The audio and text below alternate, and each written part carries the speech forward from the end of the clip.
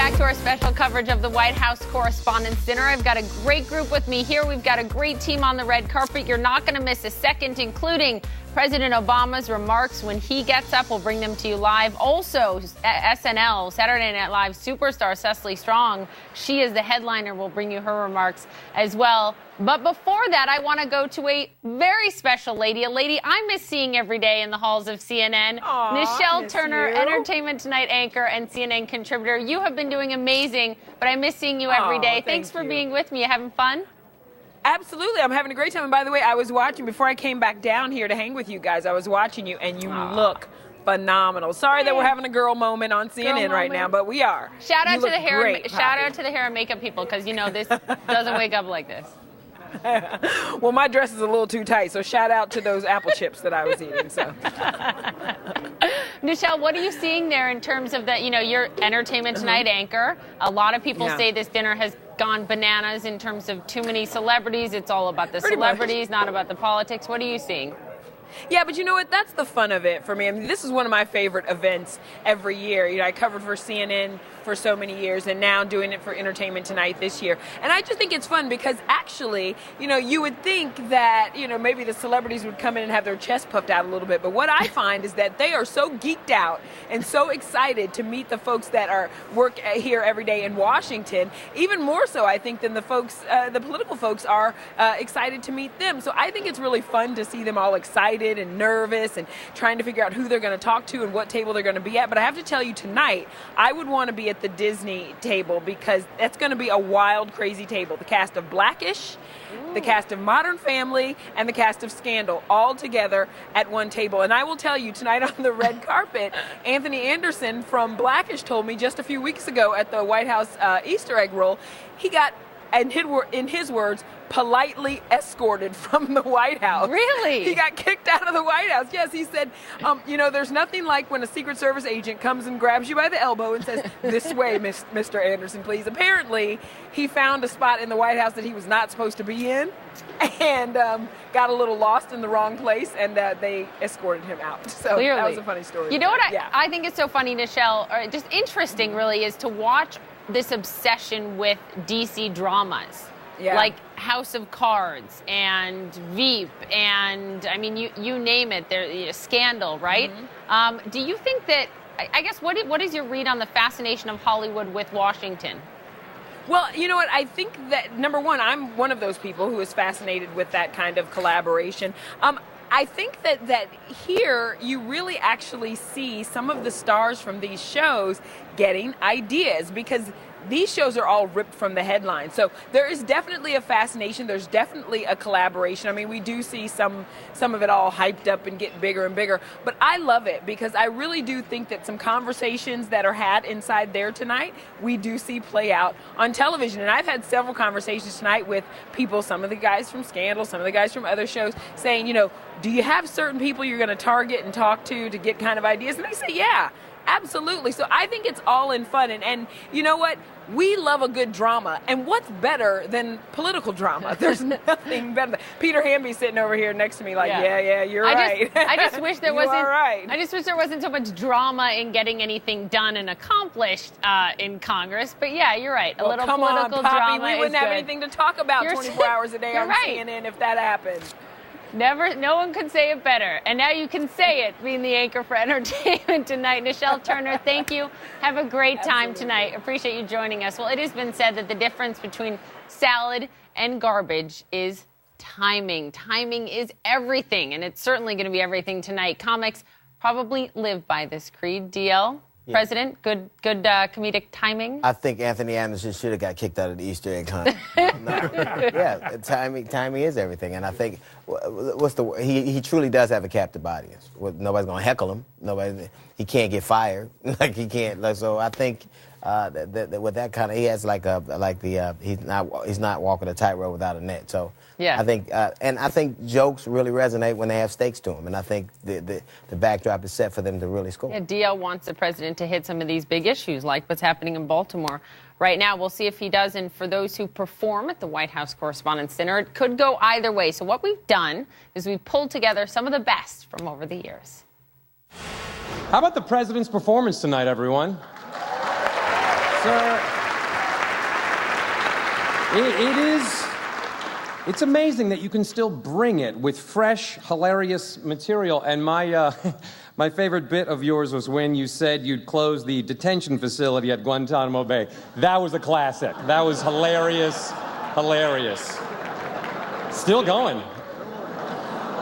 Mr. President, you have to admit, and you already have, the launch of healthcare.gov was a disaster. It was so bad. It was bad. Look, I don't even have an analogy because the website is now the thing people use to describe other bad things. They say stuff like, ugh, I shouldn't have eaten that sushi. I was up all night healthcare.goving. Ugh. Boy, that latest Johnny Depp movie really healthcare.gov to the box office. Oh, look at my new rug. Did the dog's healthcare.gov on it? You can't get healthcare.gov out of shag. Mr. President, I know you won't be able to laugh at any of my jokes about the Secret Service, so cover your ears if that's physically possible. Last week we learned that the president's two favorite steaks are ribeye and seeing eye. And it doesn't matter if you're black like President Obama, or white like President Obama, or red like President Obama's agenda. Remember when the country rallied around you in hopes of a better tomorrow? That was hilarious. So it's not a strong field, and who knows if they can beat you in 2012. But I tell you who could definitely beat you, Mr. President. 2008 Barack Obama. You would have loved him.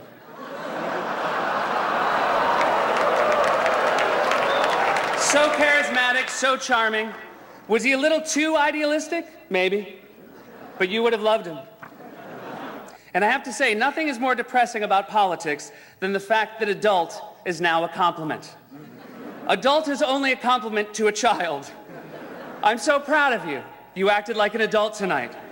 I'm glad I brought you to my boss's house for dinner. You even cut your own meat like a big boy. Also, Congress, there are a lot of things you want us to be impressed by that we are not impressed by. We are not impressed that you sat next to each other at the State of the Union. You know what the rest of Americans call an evening spent politely sitting next to a person with wildly different political views? Thanksgiving. Tonight, though, we mark the end of an era, sir. George W. Bush is leaving in 8 months. The Vice President is already moving out of his residence. It takes longer than you think to pack up an entire dungeon. I mean, nothing satisfies you. Everybody asks for personnel changes. So, the White House has personnel changes. And then you write, oh, they're just rearranging the deck chairs on the Titanic. First of all, that is a terrible metaphor. This administration is not sinking. This administration is soaring. If anything, they are rearranging the deck chairs on the Hindenburg. Rosie O'Donnell was the president's first choice to be here this evening, and she withdrew, citing a nasty and brutal confirmation process.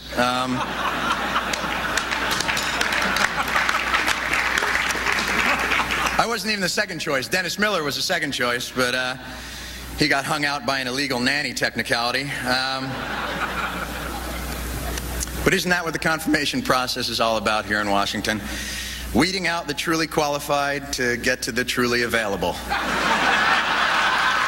First of all, can we talk about Jon Stewart's hair? He looked amazing right there. D.L. Hughley, you were for our viewers who didn't see this earlier, you were asked to host during President Bush, and you said no because they wanted to see your jokes. Right. Well, yeah, but I don't think you'd be able to tell jokes like the great thing. Colbert did. Well, he did, and you saw how people didn't laugh. But I love that he attacked Obama's signature. I mean, that healthcare.gov was like what they have 176,000. Peaches and Herb had more Facebook friends than that. But the fact that he could take it so well.